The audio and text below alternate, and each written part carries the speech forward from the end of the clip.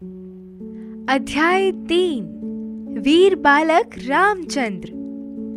पाठ की तैयारी। प्यारा तिरंगा, भारत के राष्ट्र ध्वज को पहचान कर रंग भरिए और बातचीत कीजिए। क्या है पिटारे में? गांधी जी के भारत छोड़ो आंदोलन ने पूरे देश में आजादी का भाव जगा दिया था। इस आंदोलन में बड़ों के साथ साथ बच्चों ने भी बढ़ चढ़कर हिस्सा लिया था।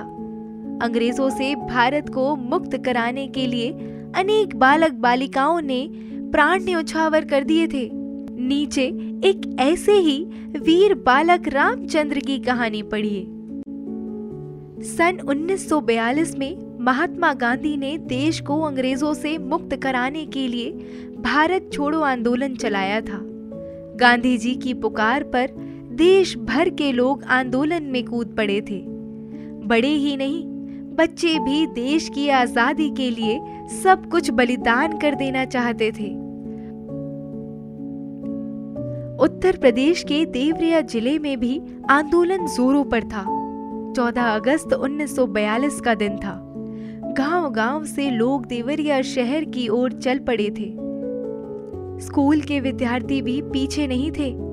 रामचंद्र भी एक राष्ट्र प्रेमी विद्यार्थी था, जो देवरिया के बसंतपुर धूसी से 6 साथियों के साथ शहर की ओर चल पड़ा था। आंदोलन की खबरों से किशोर रामचंद्र पर देश के लिए मर मिटने की धुन सवार हो गई। वह गांव से भारत माता की जय जयकार करते हुए देवरिया की ओर जा रहा था। रास्ते में खेतों में किसान फावड़े चला रहे थे। रामचंद्र ने किसानों से कहा, फावड़े से मेरा गला काट कर देवरिया ले जाइए और लोगों से कहिए कि वे इस तरह देश के लिए मर मिटें। रामचंद्र के मन में अंग्रेजों के प्रति आक्रोश था और आजादी पाने का जोश। वह साथियों के साथ देवरिया की ओर बढ़े चला जा रहा था। शीघ्र ही वह और उसके साथी देवरिया पहुंच गए। देवरिया शहर में प्रवेश के सभी रास्तों पर पुलिस का कड़ा पहरा था। चारों ओर पुलिस ही पुलिस नजर आ रही थी, लेकिन आजादी का मतवाला रामचंद्र रुका नहीं। वह पुलिस से बचते हुए साथियों के साथ देवरिया कचहरी तक आ पहुंचा। सामने कलेक्टर कार्यालय था। कलेक्टर कार्यालय के ऊपर यूनियन जैक फहर रहा था। विदेशी झंडे को देख रामचंद्र का खून खौल उठा। यह झंडा भारत की पराधीनता को प्रकट कर रहा था। वीर रामचंद्र ने यूनियन जैक को उतार फेंकने का निश्चय किया। वह पुलिस की निगाहों से बचते हुए कलेक्टर कार्यालय के पीछे जा पहुंचा। वह साथियों की पीठ का सहारा लेकर छत पर पहुंच गया। फिर क्या था, एक ही झटके में रामचंद्र ने यूनियन जैक उतारा और उसके टुकड़े टुकड़े कर दिए। फिर उसने अपने कुर्ते की जेब से तिरंगा निकालकर फहरा दिया। उसके बाद रामचंद्र ने निडरता से साथियों के साथ भारत माता की जय और इनकलाब जिंदाबाद के नारे लगाए।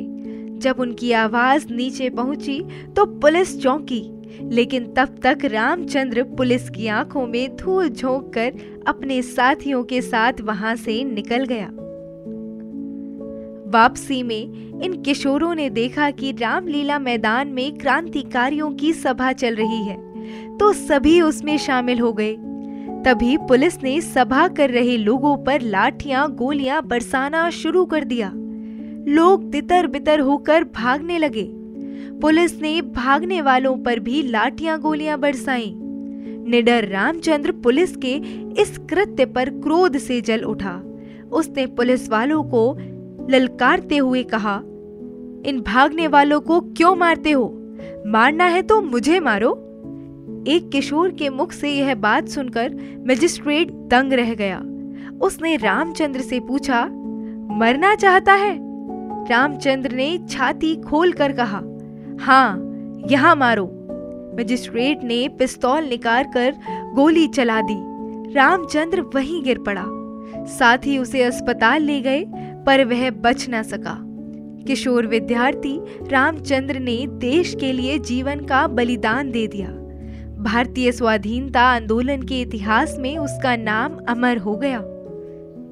दिमाग लड़ाओ। अगर आपको कुछ लोग देश के खिलाफ बातें करते सुनाई दे तो आप क्या करेंगे?